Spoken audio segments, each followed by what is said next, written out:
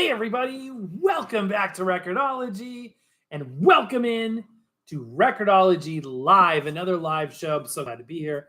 If you're watching me right this second, you're probably watching the replay, which means you missed the live. And we're very sorry and sad to have missed you.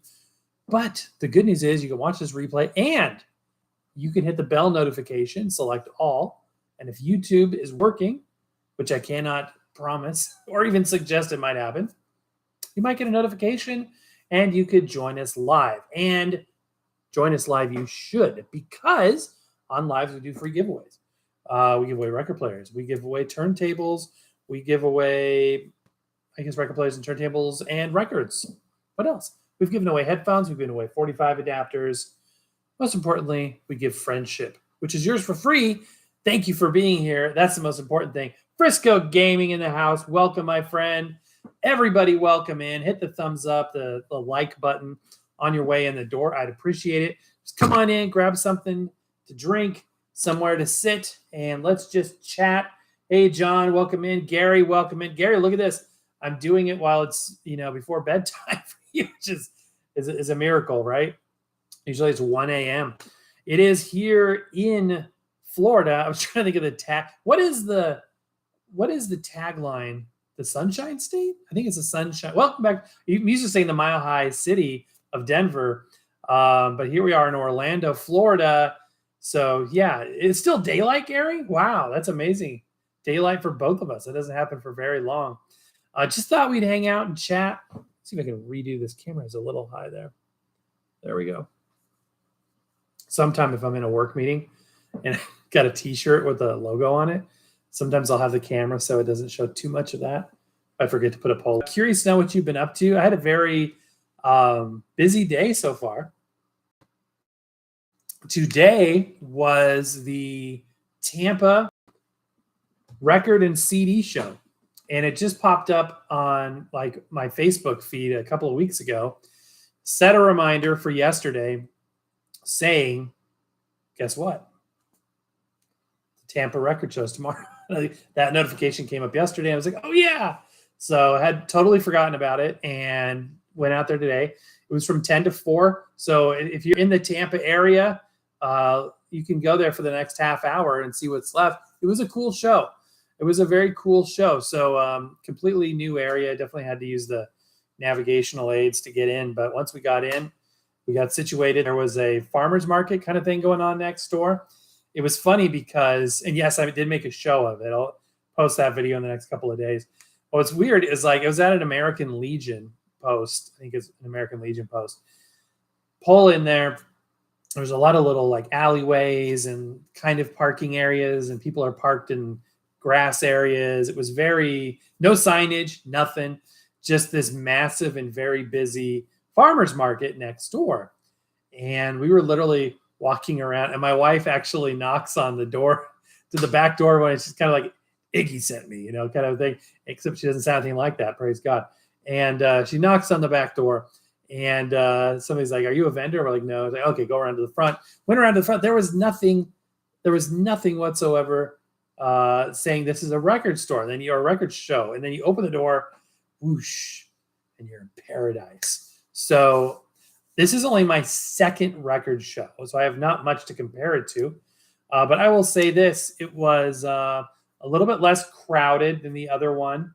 And this says it's the largest record show in the South. Is in the Southeast or this part of Florida? I'm not sure which. But it was cool. It was a little bit bigger than the other one and definitely more calm. Tim says, you got it, Sunshine State. Yeah, welcome to Florida. All right, Tim, thank you. I got to get used to that. I got to stop saying Mile High. We are the Sunshine State. And boy, is it living up to the hype. That was my little tagline, the title for this live stream, because it's hot out there today. It's like 90. It is a warm, warm day. Kyle, welcome in. And especially if you're wearing a dark threaded shirt like this, you just feel it baking on you instantly. I mean, it's super hot, super, super hot. The appreciation of air conditioning is something that you learn very quickly here. And what's interesting is the whole mindset. Your mind in Colorado is used to the insides, the buildings, when you're in your house, whatever. for the most part, except for, a few weeks in the summertime, being the warm place, or no, the cool place. No, let me think about it. The warm place. Yes, the houses are the warm place, and you go outside, and that's the cold place. So used to coming in to warm up, going out to cool off.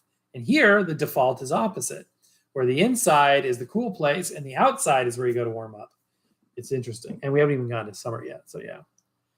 Kyle got the Jimi Hendrix Purple record album. That's really cool. I always love a record that's pressed in colored PVC. That's really, really cool. So this record show was very similar to the other one I went to in that it was like 85, maybe even 90% rock and rock variants, everything from pop rock to hard rock to metal to psychedelic rock, soft rock, any kind of rock.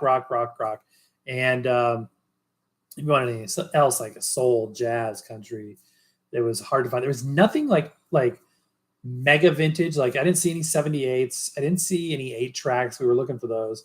Didn't see anything that was like, pre 1955 ish, which is fine. I mostly collect post 1955 stuff anyway. There were some amazing things there. Saw some cool big band. There was an amazing collection of Harry James for my big band fans in the audience. A lot of that stuff. Let me get the microphone a little closer. I want to move the keyboard out of the way, make this a little bit more direct.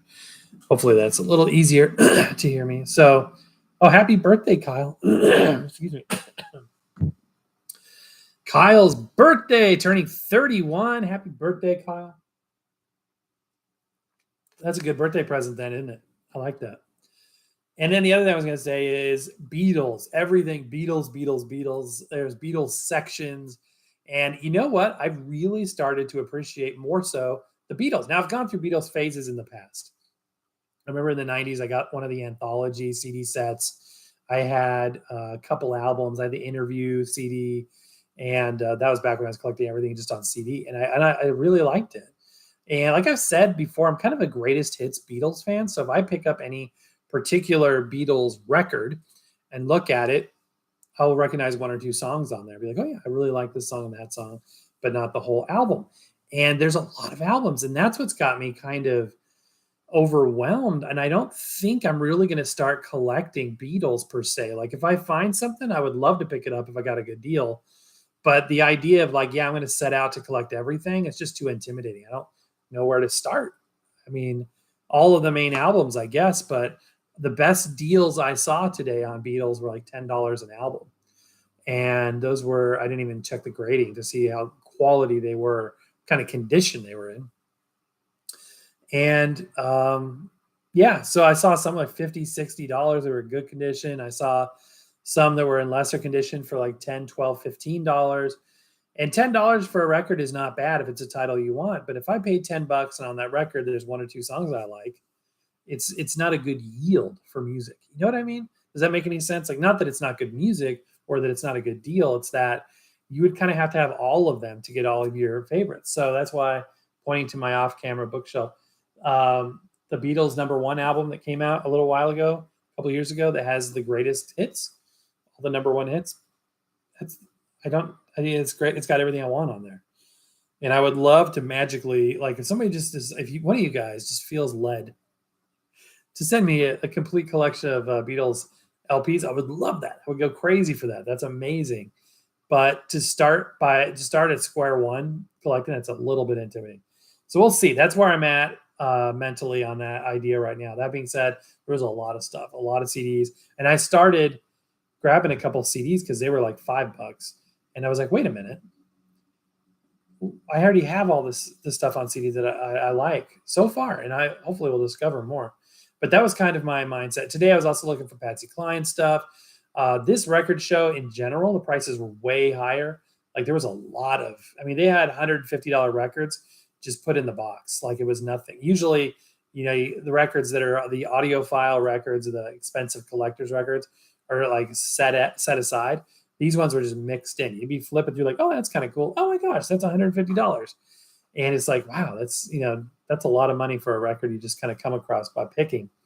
And that goes for a lot of stuff, a lot of $50, $60 stuff. And that's just, unless it's like a Grail record, 50, $60. I'm not going to pop on something that's just, oh, I wasn't planning on getting this today, kind of a deal. I'm not going to, I can't afford to make that kind of what do they call that?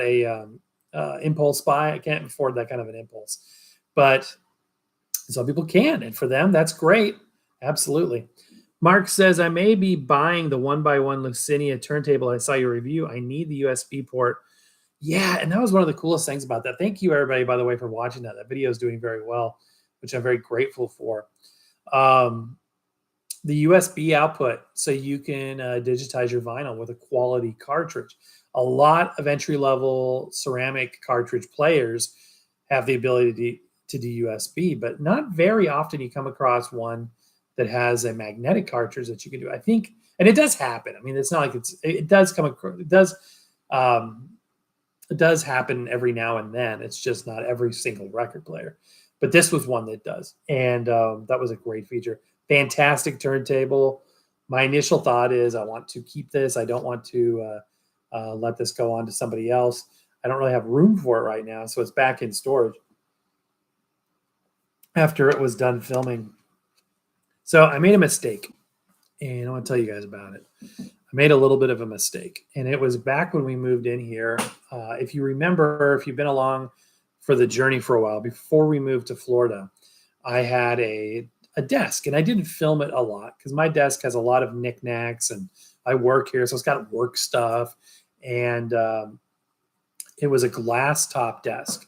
It was a compact glass top L-shaped desk, and I decided that it was time to let that go to the great dumpster in the sky, because that desk had been through like 3 moves. It was a pretty old desk, and definitely it was probably like $90 new. It was like a wire and metal framed desk with glass panels, and it served its purpose very, very well.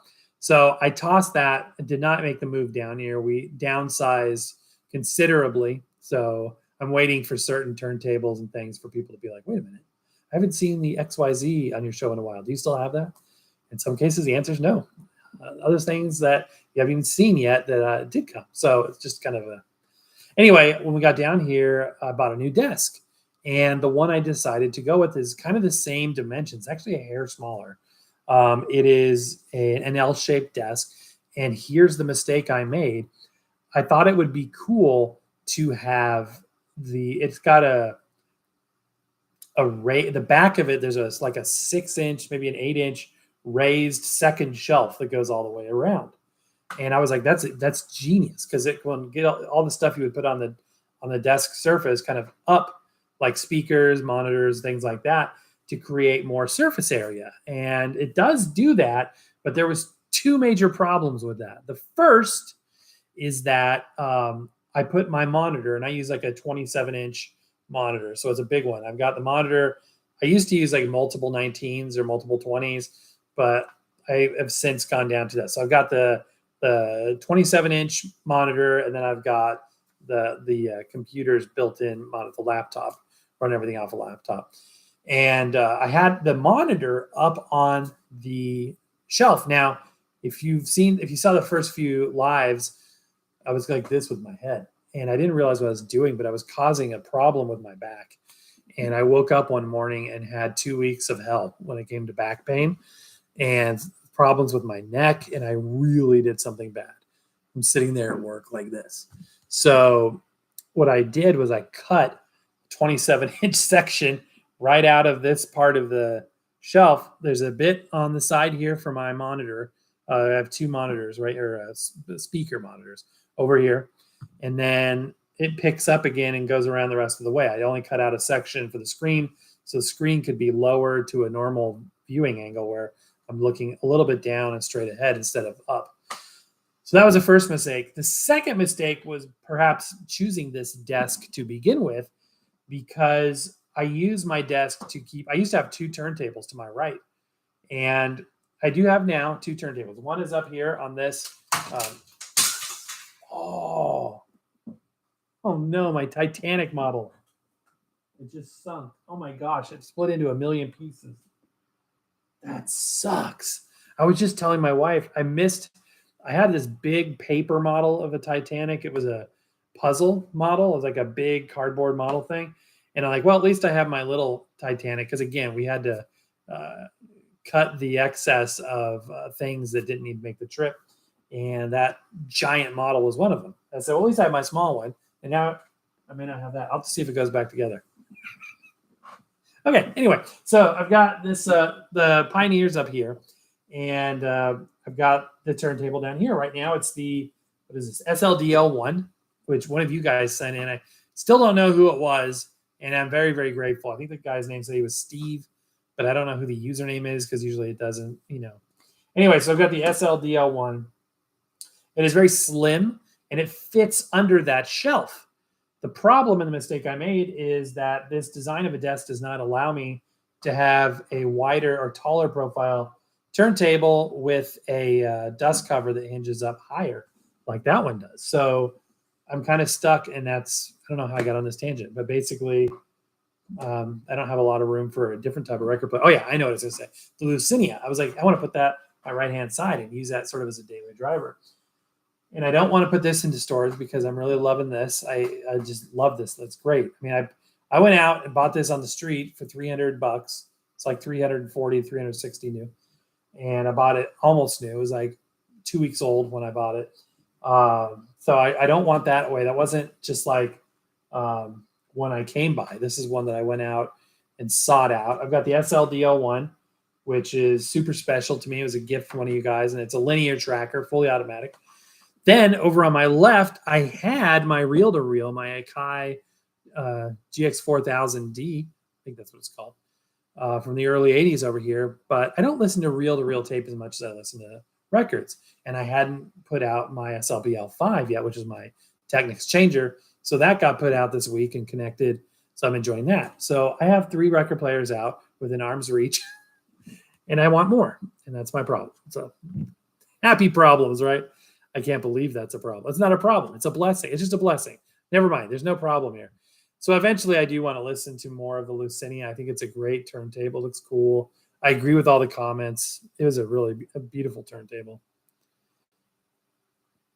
I've never quite, if you haven't seen that video yet, check it out because it's unboxing it. I'd never quite seen anything like it. And I say that a lot, but it's significant when that happens because so many turntables are the same turntable with a different badge on it. Well, I try to avoid that, but sometimes it just happens. Like I said in the video, we've reviewed the C6 about 3 or 4 times under different brand names because I don't realize what it is. I don't do a lot of research on a turntable necessarily before we get it, other than to know the basics. 2-speed turntable made by this company, price point here, XYZ, because I want to save the experience of the details and the research and the sort of inner workings of it all, from the value to the functionality, et cetera, et cetera. I want to save that for the show. So that means sometimes I end up having some surprises when I unbox something. Hopefully it makes for an interesting content. That's the goal, right?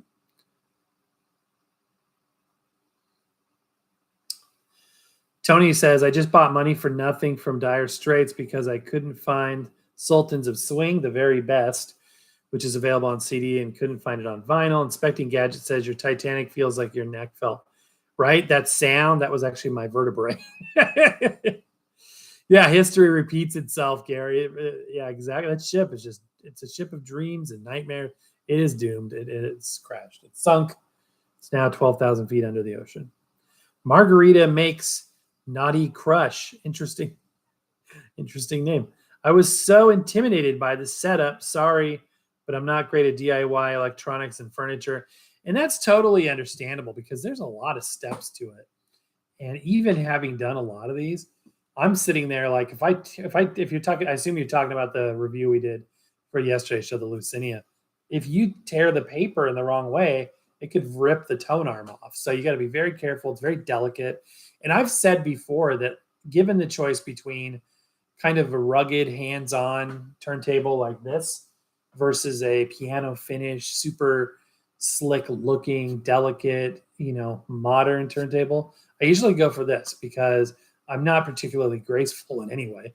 and my hands have been known to destroy more than they fix. So the possibilities of me destroying something during setup is not only possible but likely. In fact, I'm not going to say which one, but we did a review in the last few weeks where something got destroyed on setup, which I did not make a big point of in the show because I didn't want to it was my fault. It wasn't the product's fault. So I didn't really emphasize it. Although if you look carefully, you'll figure it out. So there's some little homework. If somebody could tell me what that is, I'd be very impressed.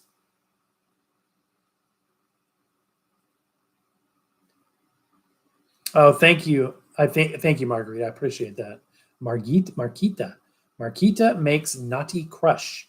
Thank you very much for the kind words. I really appreciate that. Yeah, it's interesting. These videos, like, I have a tendency to go like instructional in the video structure instead of just review mode, and I cannot help it. I'm always doing like, and this is how you do this, and this is how you do that. And I always tell myself, today we're not doing that. Today we're just going to review. We're just going to give commentary on it. We're not going to talk about how to do something. But it's helped people, which I'm thankful for, because I sure have received a lot of help myself from watching other people. So I'm glad that it helps you too. Inspecting gadgets. Your unboxing reviews are excellent. Your element of surprise during discovery is a great feature. Yeah. Thank you very much. I appreciate that.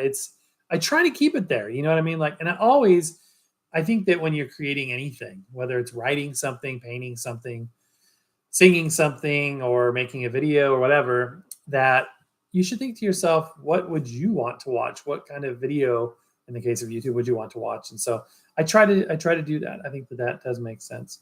And not that everybody would want to watch what I would want to watch, but it definitely helps me create something that I find interesting. So anyhow, the show was fun. I spent less than $25, which was good because $25 was my budget. I wanted to go in there and find some deals. Definitely could have blown it on any one or two records that were overpriced. Ended up buying 4 items.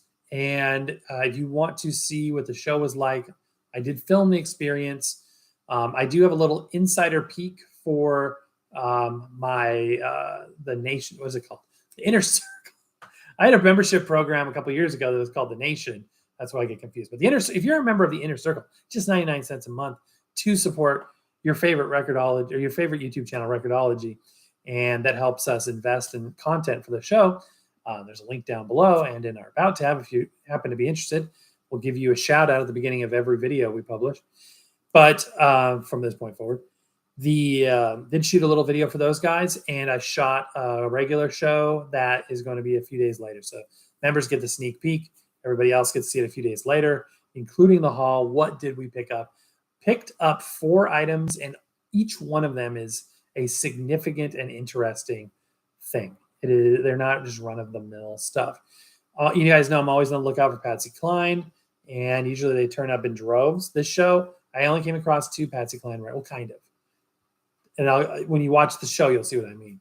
But I did not buy any straight Patsy Cline records. When I say straight Patsy Cline, I'm talking about a record that doesn't have anything else but Patsy Cline. Because one of them, sneak peek here for you guys, actually had a Patsy Cline song, and I didn't realize it did when I bought it. But I did come across 2 records. I came across Sentimental Years, the 3rd album.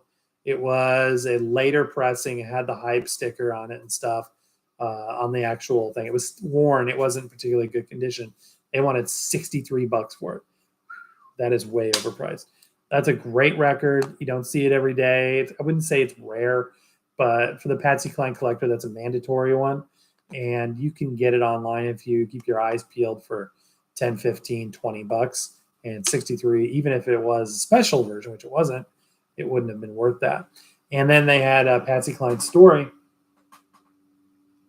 which was a 4th album, double album set released after she passed away. Half greatest hits, half new content. And they had that. I didn't see the sticker. I think it was $50 by the same seller. Again, way overpriced. Even if you have the early gatefold edition, which I've got a copy of, you shouldn't pay $50 for that record. So, and certainly I would, if I was buying duplicates or something of records like that I have and just want an extra copy or another variant, I would not spend that kind of money. So I had to put those back.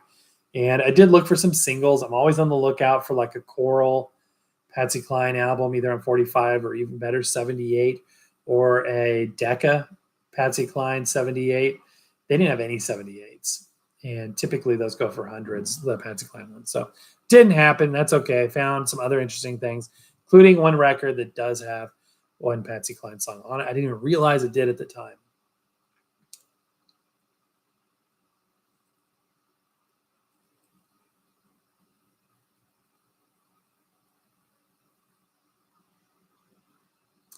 Petra Beyond Belief. Isn't that like a Christian rock band? I seem to remember Petra from my youth group days. Audio Adrenaline, all that stuff. Yeah, that's so cool. Petra. I remember these guys. I remember it. Yeah, this is takes me back to my youth group days. That is so cool. I have collected some of the records I had as a kid because I did have some records, and my parents made sure I had some biblical records in there too. So Kids Sing Praise records, I've collected a few of those. The Mystery Machine, or is it Time Machine? One of the two. Probably Mystery Machine. Anyway, I got a few of those. It's just very good memories. Good memories indeed. Petra records are hard. I bet they are. I bet they are. Rice Cooker went record shopping today. Got a Klaatu record and some Beatles. Never heard of Klaatu. Tell me about it and tell me which Beatles you got. What did you pay for the Beatles? What is too much? Is $10 for like a worn but decent, non-presentation quality record of the Beatles good? I did get something close. I don't want to give away okay, I'm not going to say any more about the records I got. I've said too much. I want to give you a reason to watch that show. I did not buy any Beatles records per se, but I saw some interesting ones for sure. And there was a lot of CDs and a lot of albums. Most of the Beatles I found at the show were $20 each. Some were 10. Hey, Jaden, welcome in. Welcome into everybody, by the way. If you haven't done it already, give us a thumbs up. You can see my sticker. I can get readmitted for the next 8 minutes while the show is still going on. Too bad it's a solid 2.5 hour drive. Tim St. Germain, welcome in. I'm getting my first turntable in almost 30 years next week. Congratulations, Tim. I got the Best Buy Insignia turntable. Excellent choice. Thank you for your review video. That's what my medicine. Oh, I'm glad. That's great. Glad to hear it. Yeah, that was a surprise. The store brand turntables, you never really know for sure. For instance, the Walmart turntable was real bad. Really, really one of the worst. Then the Target turntable, the Hey Now Target turntable was great, was surprisingly good. I don't know if they still sell that. So we went to get the Best Buy store brand Insignia. Was not sure which way we go, but it was good turntable. It was a really good turntable. Incidentally, if I remember right, I think the Insignia is made by the same company that made the Heyday turntable for Target. And I'm trying to think of the name of the company. It's on the tip of my tongue. Oh, shoot. Hold on. I'm going to figure this out. I'm curious. I love knowing behind the scenes stuff, how stuff works, what companies really make stuff. And the manufacturers hate it when I talk about this stuff, but I can't help myself. Where are we? All right, who makes this thing? So we're going to look for, first we're going to go to Google, and then we're going to type in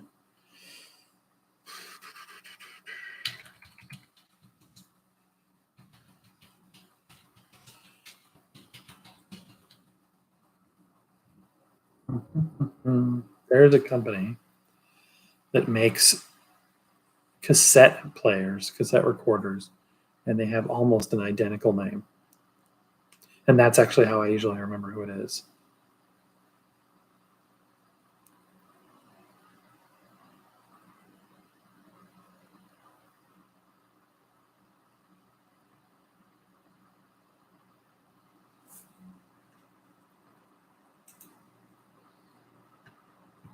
That's not it.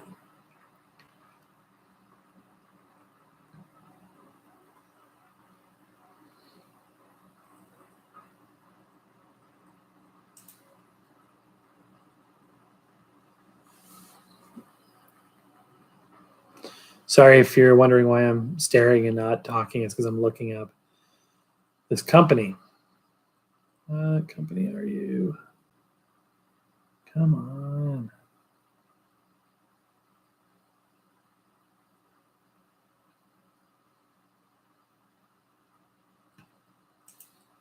There's so many companies making this stuff,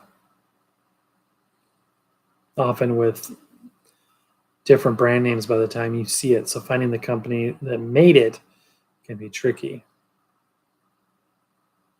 It's pretty wild. If you're ever bored, go on like Alibaba or something and just look for record players, like bulk record players. You will see some record players you recognize by the companies that actually made them, which is kind of true. It's like, oh, that's a XYZ brand that I didn't realize was made by this company. Come on, come on.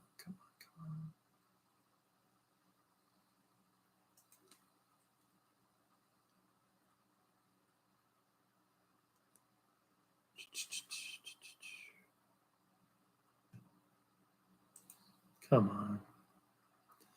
It also drives me nuts when I can't think. I got something on the tip of my tongue and I can't quite remember it, which is happening right now, which is why I'm doing this.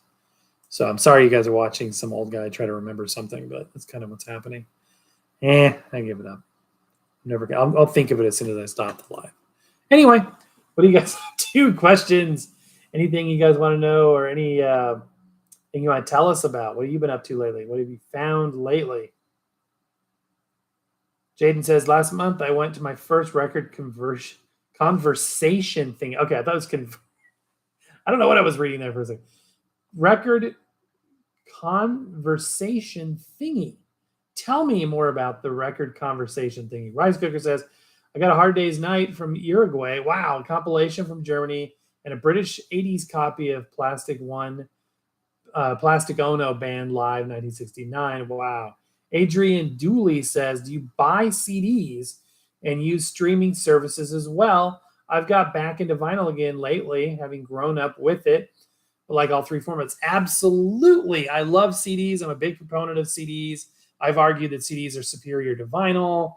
That video gets a lot of views because people love to tell me why I'm wrong in that video, but science is science. I didn't make the science. I just report on it. No, I love CDs. I love them. And I've got a collection of CDs, records, streaming, absolutely. Apple Music with Dolby Atmos lossless is fantastic. What a way to audition music. The thing about the complete difference between streaming and physical media is that interacting with your media, slowing down and countering all of the, paraphernalia that goes with it. And that's one of the best parts. The advertising stuff. By the way, you ever ordered something from Amazon and it just never shows up, and then finally like, okay, it's probably never coming. You should get your money back. That's kind of what happened. I've got 2 more signs planned for this backdrop. I may have to reorganize these because I may not be getting any more. I had 2 more coming that never got delivered. So it was like 2 months ago. Rice Cooker says, back in 76, Klaatu released their first album, 347 EST. People thought they were the Beatles. Really? I would recommend listening to Sub Rosa's Subway from them. Okay, I'll check it out. Thanks for the tip. Marquita says, I've been looking for a Bluetooth out turntable that's a decent price. I had purchased the Victrola Ellington, and the records sound great from my earbuds, but the speaker quality was awful. Okay, so that sends Bluetooth as well? I'm trying to remember. They've changed, Victrola changes the names of their products. Bluetooth out turntables. Okay, well, the Lucinia that we reviewed is Bluetooth out. What's a great Bluetooth out turntable is the Crosley C100BT. It is a very similar to this, made by the same company. So it's got the strobe. It doesn't have 3 speeds, though. It's only 2 speed, unlike this one that's 3 speeds. But it's got everything. You can replace the head shell, set the tracking force, put any stylus cartridge combo you want on there, and it transmits Bluetooth. And it's a great price. It's a lot better price than the Audio-Technica LP120 units would be. Another good one is the Audio-Technica ATLP 60BT. which I picked up at a garage sale for like 20 or 40 bucks last summer. And again, it transmits Bluetooth. You're limited that, unlike the Crosley, with the Audio Technica, you can't replace the cartridge. It comes with the Audio Technica 3600 now, which is a good cartridge, but you can't upgrade it. You can change out the needle. That's about it. Made by the same company. Handpin Electronics makes most of the higher end Crosleys and almost all of the Audio Technica stuff. And it's a good company. They make some great stuff. You'll see them on other brands as well. They make the Pioneers. I've been looking for a Bluetooth. Okay, we read that one. The Glacier Steels made record players for different company. I bet they did. Yeah, a lot of companies make for other companies. Interesting. Rice cooking in countries like Uruguay, A Hard Day's Night was actually called Yeah. Interesting. Different names for different markets. That's really, really cool. So here we are on Sunday, 4 p.m. in the Sunshine State. Said the Mile High City. So used to it. Been doing that for over 40 years. Got to break the habit. And the weekend is coming to a close. Hope you guys have maybe one more fun thing planned for tonight. Hope you guys had a wonderful weekend. What else are you guys up to? What's going on? Something I wanted to do, and I wasn't sure how I wanted to do it, is to review, and I'm going to do it live on this show right here and right now, is to review some earbuds. And they are from Soundpeats. And Soundpeats just keeps sending earbuds to me. And sometimes they send me earbuds without even telling me they're sending me earbuds. And I love to give them a listen. So it gives me an opportunity to review them. And that's always fun. These are the latest Engine 4. These are high res. They're in ear, which I've said before is not my favorite. They're LDAC, and they have dual drivers. So to the person that asked me before, do I like streaming music? Absolutely. I love these slogans that come up. What is it? Hear your imagination. What's that picture? What's happening there? That's very strange. But these guys make really good earbuds. So let's go ahead and open it up. This is the big reveal. They got this is kind of the industry standard now for electronics. These like matte finish, kind of quality boxes that Apple really brought into the standard when it comes to electronics. So we've got a little packet in here with an icon. I love how we're so, as a society, just icon driven at this point. Like it just has a picture of documentation. I know that means documentation. You would know that too. Anybody in any language would see this and say, oh, that's a documentation.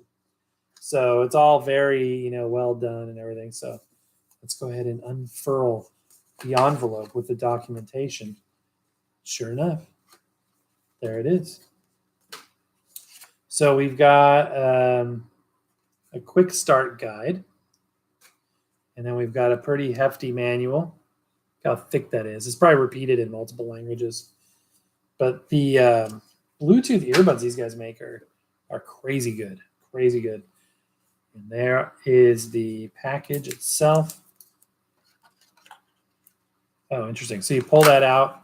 So this comes out of this little tray, little plastic tray. And then there's some more icon-based things. So let's see if we can figure these out. What is that? I don't know what that is. Okay, never mind about icons just being super helpful. That one on the other side is obviously a cable. Okay.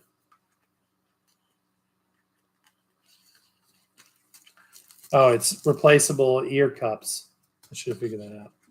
In case you have ear canals that they don't like I had an earbud in the other day and the ear cup, the rubber piece came off. I was like, no. All of these do USB-C, which is good. USB-C is the way to go. And here is the package. It's wrapped in an anti-scratch kind of plastic wrap. It's all driven by the standard that Apple set with their packaging. Wow, this is like a gunmetal gray. Look at that. That is super cool. That looks awesome. Soundpeats. Interesting. Okay, so we're going to open it up. And there are the earbuds. Little indicator light on there. USB connection will be on the bottom, along with a pairing button, it looks like. So let's take the earbud out. Well, those are big. There's a little piece of plastic. I don't know if you guys can see that. There's a little piece of plastic. See that blue plastic? That's covering the contact points. That way the battery doesn't run down in transit. Okay. So here is the earbud itself. I like the kind of hammered metal look. It's a heavy quality feeling device.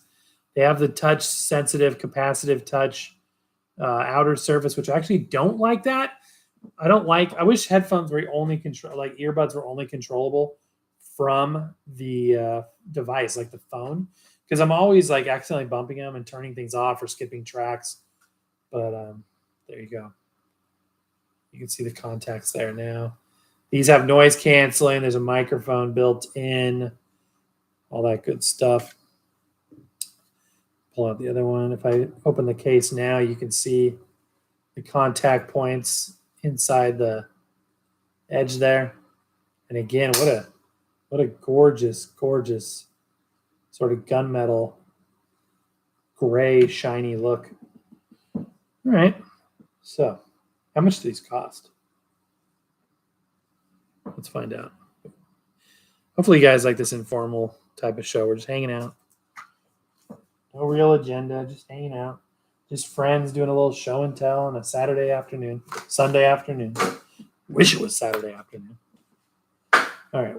What did I say these were? Engine 4. Okay, let's go to Amazon and see how much these cost. Amazon.com. Soundpeats Engine 4.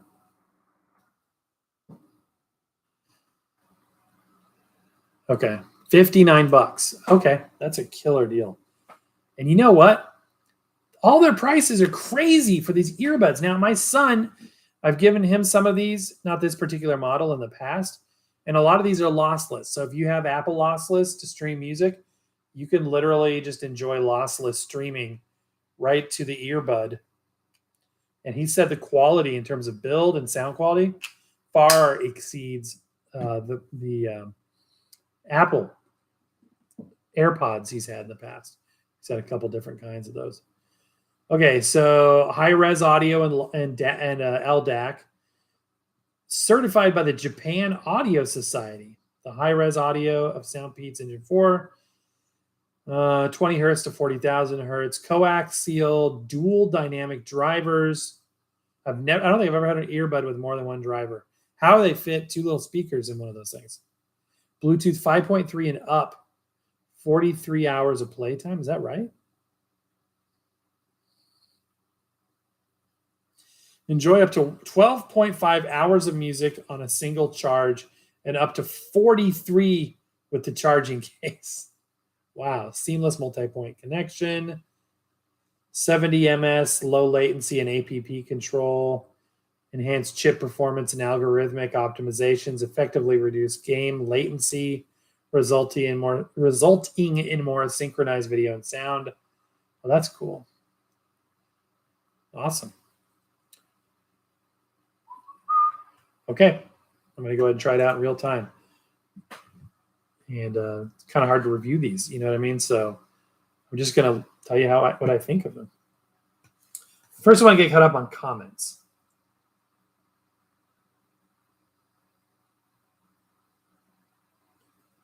Is Petra still performing? Those guys must be getting up there by now. Rice Cooker says, I accidentally put a badly worn cassette in my deck and it sounded awful. At first I thought I broke it, but it played it in a Walkman and it played greatly. The deck is still working. Interesting. Like just the tape was worn itself, or was it the shell that was messed up? Barry says, are tapes making a comeback? They are to a degree. It's not going to be like, I don't think it'll be like the vinyl resurgence. When we were at CES back in 2020, it's been 3 years now, which I did get sick when we got back from, by the way, unfortunately. It was before things were declared what they eventually became declared, but it was a nasty bug, whatever it was. Anyway, there's just a lot of people in a condensed area. So But cassettes were big that year. I remember people were like, okay, we're on the brink of cassettes. There was a lot of retro cassette products, and there still are quite a bit. But you don't see like all these new albums released on cassette the way they are on LP now, where any album that comes out now is going to be released on LP, on CD, and streaming. It's not that way yet with cassettes. So they are making a comeback of sorts, but they're not to the level of where they need to be. You can go to Urban Outfitters and you can buy and we did this. We bought the cassette player. It was like a little Walkman type of device. Where is that thing? I think I've got it in a storage room. And it was like $60, something ridiculous. And, it's a mono head. It's AC bias. I don't know. Did that one even record? Anyway, it was poor quality overall, but it was cool. It was clear. You could look through it. And then you could buy, they usually have one or two tapes there. They had it's always Stranger Things tape and maybe one other tape. And they want $30 each. So I feel like the rich kids were like, cool, I'll buy this because it's a thing. It's kind of a trendy looking retro thing. And it was just nothing more than a novelty to them. I feel like that. And I think that's kind of where it's kind of stayed. There are people that want to go buy a nice Walkman, but there's not a lot out there. There are some. Stay tuned for more on that. We're working a deal right now where we'll be able to bring you a review of something that's promising to be different.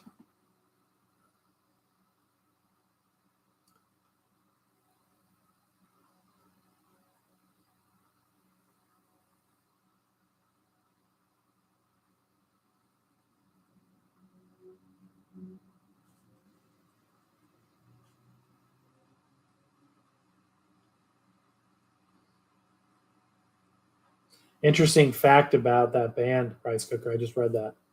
Interesting. Rice Cooker says, I also saw an Uruguay revolver, but it was too expensive. I had to hold back.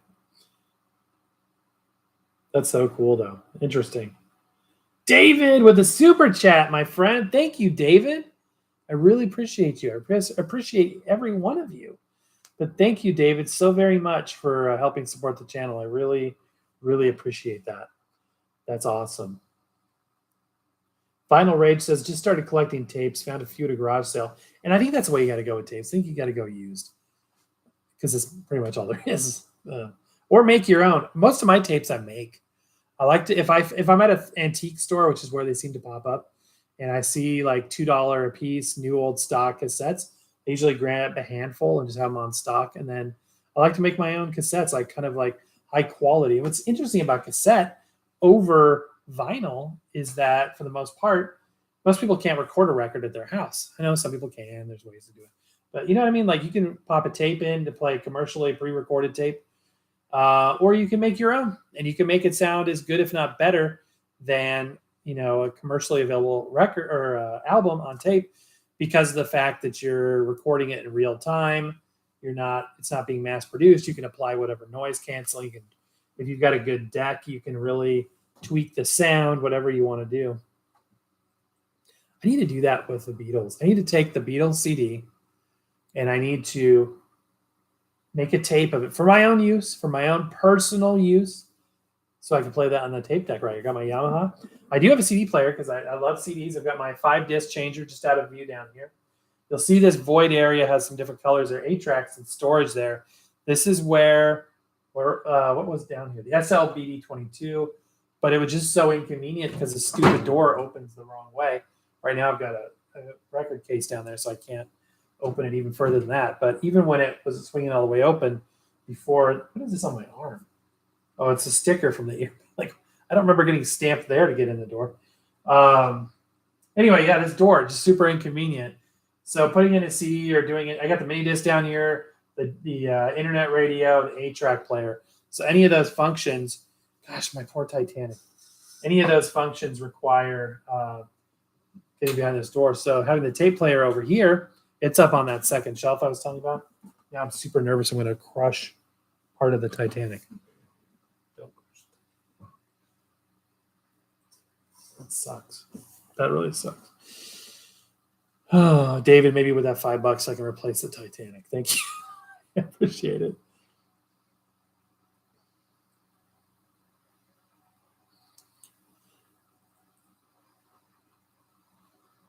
Nolan, what are your thoughts on the Audio-Technica LP120?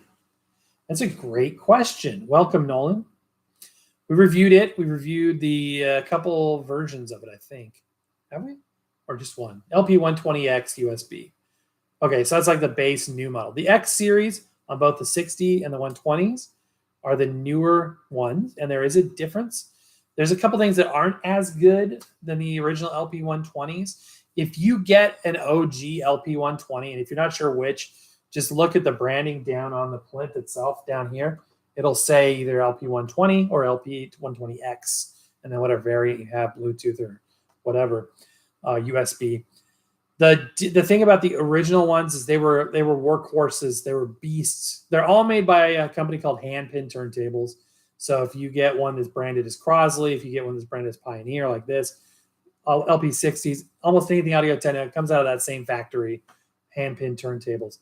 But the original ones were workhorses. There was a bit of motor noise that people didn't like on the original 120. Also, the preamp didn't fully come out of the circuit. It wasn't a full bypass when you switched the preamp off. That was the gripe of the original LP120. The gripe on the original LP60, although it's also a very good turntable, was that the descend the damping would stop damping and would just drop like a rock. It would be too aggressive when it would drop down on your records. So they fixed both. Now the damping is easier to fix because we've done videos before on adding damping fluid to the tone arm lift shelf piston. It's like a $5, $6 order on eBay, a little syringe, you drop in some lubricant, and voila, it works like new again. But they made some more significant changes with the LP120X series. What they did, it's still a great turntable, by the way, but they got rid of the metal 45 adapter. And by the way, get yourself, if you haven't bought yourself a Record-ology 45 adapter, link down below. Limited edition color Guava available, as well as our standard signature orange. Haven't sold any of those in the last 5 minutes, so I think it's time we get some more sales. So, come on, let's order a few of those adapters. And they're only like they're like about $10, something like that. So definitely get a custom 3D printed for you. So anyway, the 45 adapters are cheap plastic on the newer versions instead of the nice metal ones. And I love the quality metal 45 adapter back here. If I'm not running my signature Record-ology adapter, I'm running a metal adapter, brushed aluminum. So the 120s used to come with these. Man, not many turntables do anymore. So that was one thing. More significantly, the VTA adjustment, the height adjustment on the tone arm was taken out on the 120. So you're stuck with the VTA adjustment where it is, which is pretty good. I doubt you would have a problem with that. But if you got like a Grado cartridge or something that's a little taller and you wanted to increase that VTA, you couldn't do it on the new 120s. That's about it. Oh yeah, and then the new preamp circuit is fully removed from the path. So the signal path completely bypasses it. There's no coloration. If you want to bypass the built-in preamp, it literally is bypassed, unlike the original switch. And at first I thought that was a rumor, like an unfounded rumor. But when I talked to the company at CES, I was like, is that real? They're like, oh yeah, it was real. So they changed it on the X series. Now, if you're saying to yourself, what if I want a VTA adjustment? I want it to come with a metal adapter. What can I do? They make a LP140, which is basically what the LP120 used to be. But now you're talking $400 or $500. I think it's a $500 turntable. And the price on LP120s is skyrocketed.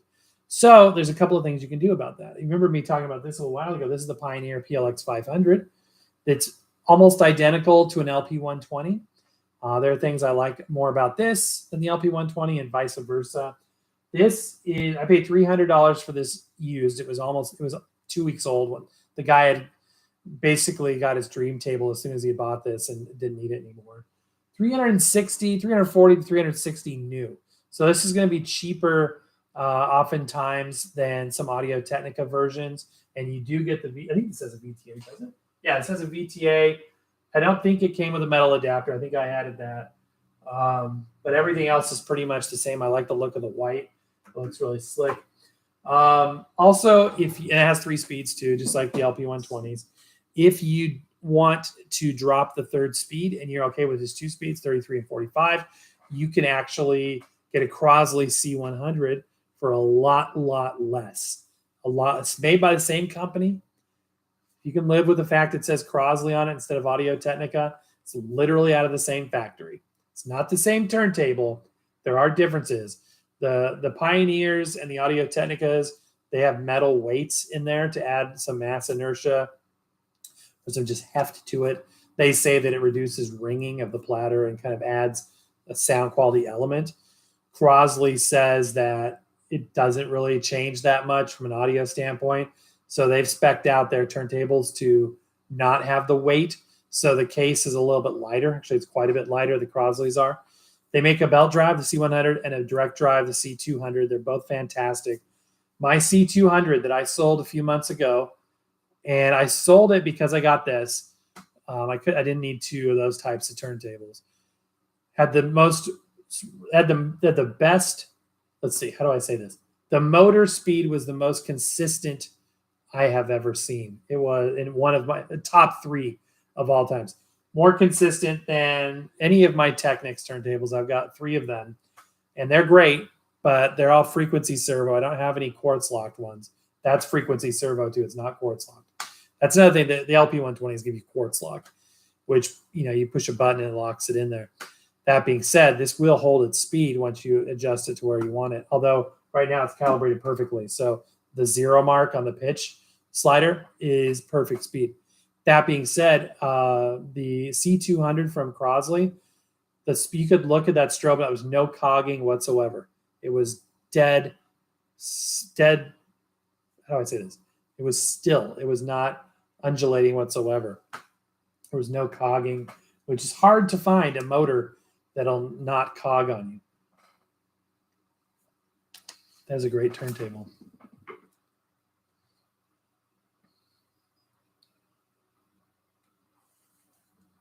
Rice Cooker says it might be the shell. The other side plays fine, though. Interesting.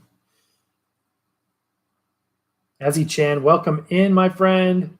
Love the adapter. Nicer than the plastic one. I'm glad you like it. I'm glad you like it. Thank you for watching, and congratulations on winning that. Nolan says, I have the new LP120X. Do you think it's worth keeping? Absolutely. Keep that thing. Keep that thing. I regretted. I said this until I got this. I really regretted getting rid of my LP120X. I love that. That was a gorgeous turn. There was nothing wrong with it. There was nothing that was bad with it. I don't know why I sold it. Why did I sell that thing? It must have been to make room for something new. Because what happens is I fall in love with a turntable, and then it's like my everything turntable. Like this thing is my kind of pride and joy right now, one of them. But after a while, maybe I'll get bored with it, and maybe I'll be like, now I want to listen to this one, and I don't need this around anymore. I sell it off. Then there's the normal horde of turntables that are always kept around for the purposes of reviews. So we have, especially portables, things to review. So yeah, Nolan, keep it. That's a fantastic turntable. And what did you say about the deal with the preamp again? Okay, so if you have the X series, which it says you do, then you have the new good version. The original LP120, the not X version, had a known issue where if you bypassed the preamp, like if you said, I don't want to use the built-in preamp, I wanted to use my own external preamp, so you switch the preamp to off, then what would happen is some people said that there was some noise that was residual from that circuit, even though you supposedly bypassed it. Apparently, it wasn't really bypassed, it was deactivated. So the sound circuitry was still connected through the preamp circuit, and it was introducing some noise or coloration on the line. The new X series truly bypasses it. So when you switch off the preamp, it's out of the loop. It's completely cut off. It's still a good preamp, and even was on the old unit.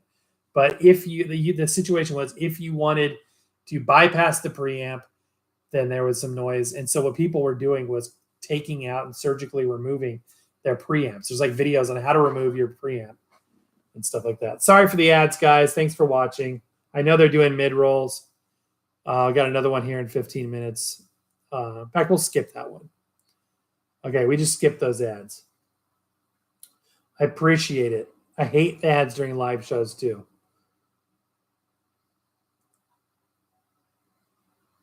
Rice cooker, no worries here. We're going to finish up as well. Thank you, everybody, for joining. I appreciate. Oh yeah, I was going to finish the review. Let's see how these earbuds sound. So I'm going to go ahead and put them in. I'm starting to get used to these in-ear earbuds. Got the pairing message. $59 earbuds. Are they worth it? Let's see.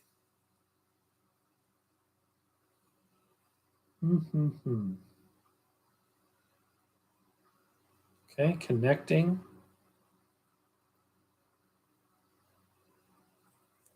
Okay, they paired nice and easy. Now let's listen to some music. You'll have to take my word for it. I'm sorry.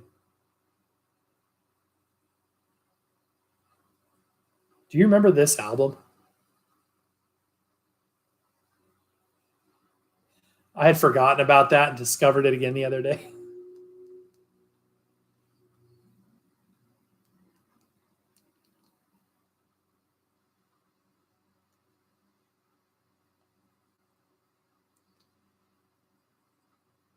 Ooh, the bass.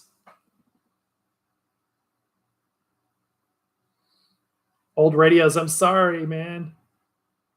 I don't know why the notifications aren't working. A lot of folks have said that. We're not quite done yet.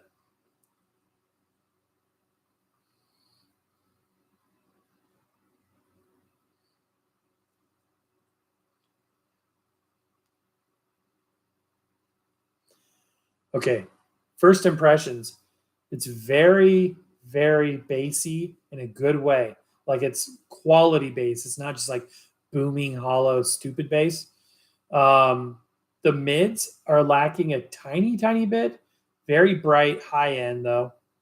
So it has an overall good sound. Let's listen to some rap. Let's listen to. I've recently been listening to some Ren. I don't know if you guys have discovered this. If you want to hear, it's got bad words in it. Usually I don't listen to not completely family friendly stuff, but check out Losing It by Ren, R-E-N. Fantastic, fantastic song and music video. Now let's try some different kind of music. Some country. Don't be in a sad mood. Come on, man. We're having a good Sunday.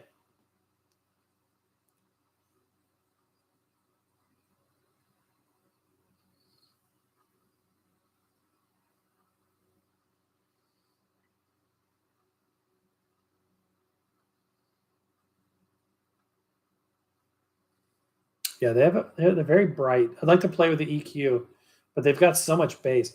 Jimmy Martin. The way I discovered Jimmy Martin is, do you know that song, the Grand Ole Opry song by the Nitty Gritty Dirt Band? It's a great song, but the lead singer was a guest appearance, and I looked it up, and it was Jimmy Martin. Fantastic. He's like a virtuoso singer. Okay, let's listen to this.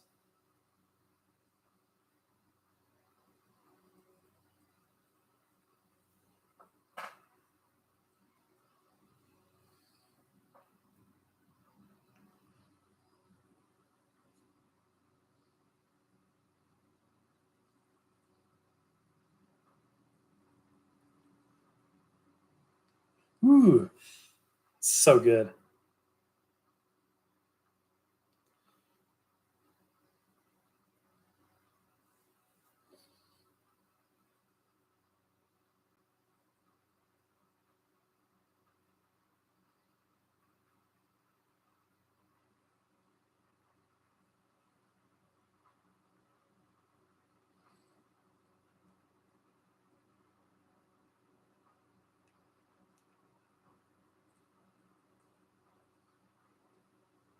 The sound staging is really good too.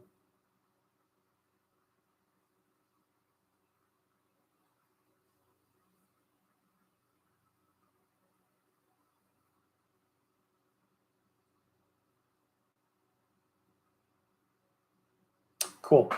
All right. There's nothing more exciting than watching a guy on YouTube listen to earbuds. So I'm going to listen to more off camera. So far, I'm thinking that's a win. Those are really good.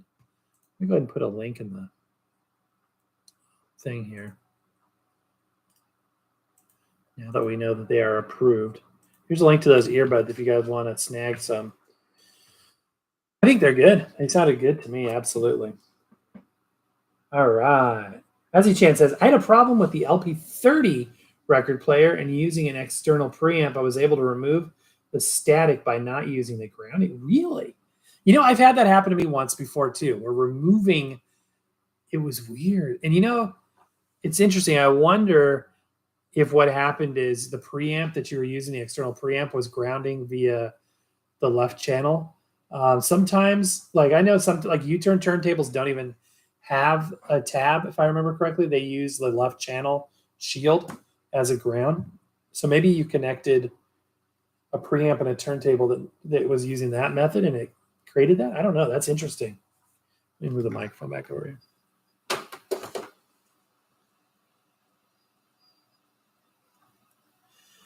Old radio. So I'm angry at USPS because they lost my camera power brick. Oh man, I hate it when they do that. We're just talking about Amazon. I got 2 of these signs up here that are missing.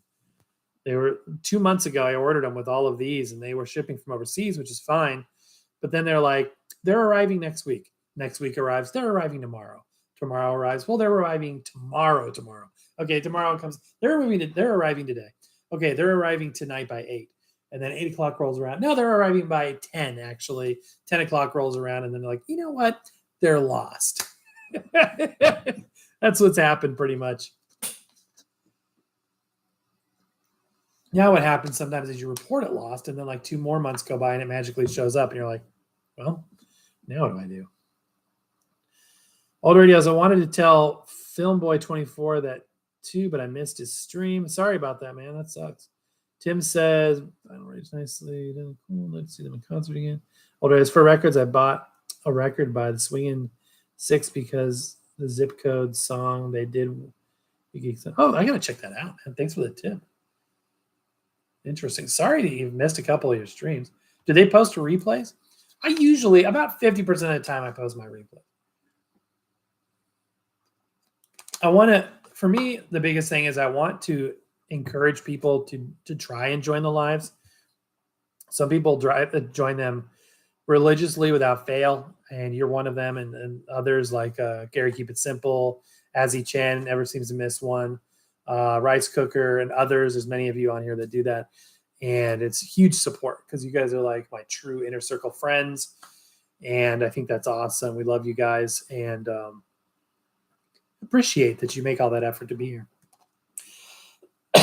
But I would like for more people to join.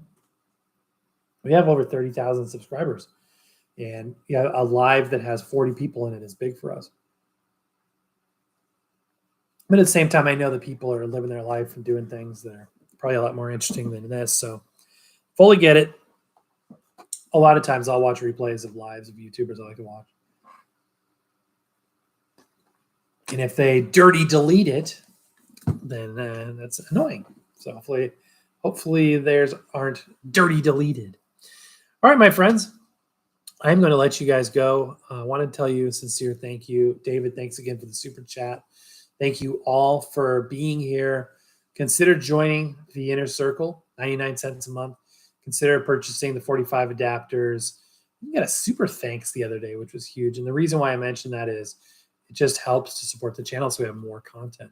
Speaking of what's next, what is next? I do have the record show video. It's filmed, but having to start editing that. It's not going to be a super long or fancy video. A few minutes. It'll just give you a sense of being there and show you the haul. I got 4 very interesting items, like I said.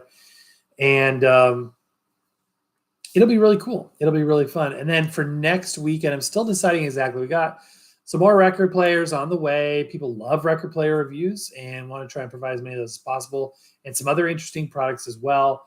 I've really tried to tone down the headphones. That's why I did this one in a live, just so it wasn't like a, if I put this up as our main video of the week, I would feel like we were not serving our best content. So I wanted to review it, give a chance people to hear my thoughts on it, see what the product looked like. But at the same time, I want to focus on what you guys want to focus on. Outside of the reviews, we've got more how-to videos. People, especially beginners, love to know how to do things, how to set things up, how to calibrate things. Tips and tricks, little hacks, little insider things. And we got a lot of things. I got a whole grease board over here full of show topics and ideas. So stay tuned for lots more fun. Plus all the shorts. Usually the shorts, here's the insider thing. Shorts, I'm usually like working and my mind starts drifting off of work and onto something fun, and I'm playing a record or something. And I will wait for my next break, and I'll make a quick short and share it with you guys. So that's oftentimes how those shorts come into being. So there'll be more shorts. There'll be more content like that as well. We may have more polls and things on the channel. Old radios, hang in there. Hang in there. It will get better. This annoying day is temporary. The long term is worth it. So hang in there, my friend. Tim says, I'm going to be using active speaker monitors, but the volume is very low. Will a preamp increase the volume? So a preamp really isn't to boost volume per se. It's to boost phono level signal to line level for the purposes of connecting to a line level input. It's before the amplifier stage. If you have active speaker monitors, so they're powered speakers, but the volume is very low. Maybe you don't have. Are you sure you're feeding it line level? Because if you have a turntable, like an older turntable that doesn't have a preamp switch or a preamp in it, which most turntables that are pre, 1995 have no preamp built in. So if you're connecting that directly, that's probably why. So that's probably giving, if it's super low or it's not even listenable, it's just like very, very low, then you need a preamp. So that would help in that case. If you already have a preamp in the circuit, or the turntable has a switchable preamp on the back, and you have it on and you're still getting a lower volume, it should be listenable, but maybe not quite as loud as you want. If that's the case, no.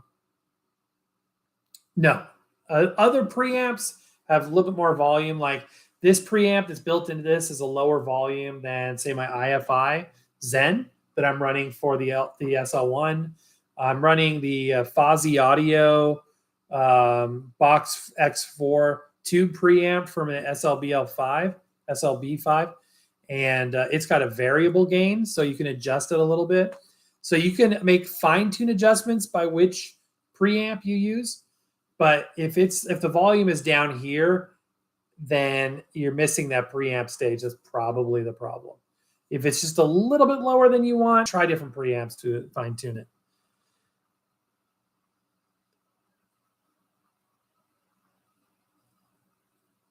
Azzy Chan, if you are in the market, seriously consider SoundPeats. It sounds silly. What brand is this? I have reviewed a lot of their earbuds. You can see the many, many videos of those, but they're just great. They are fantastic. They make lossless earbuds, and most of them are between $39 and $69. Guarantee you will not be disappointed. They are fantastic. Check them out. In fact, here's a link to these, the ones that I just reviewed. Check these out. See what you think. If you like in-ear, they also make just regular earbuds that kind of sit on the outside of your ear, kind of like with the classic like shaft that protrudes from the earbud itself. If you like that kind, or if you like it, they make a lot of in-ear as well, but they just sound fantastic. All right, old radios. I'm not going to touch that one with a 10-foot pole, my friend, but good luck with all of the stuff that you are endeavoring to do. My friends, thank you so much for being there. Happy record hunting, and we will see you next time.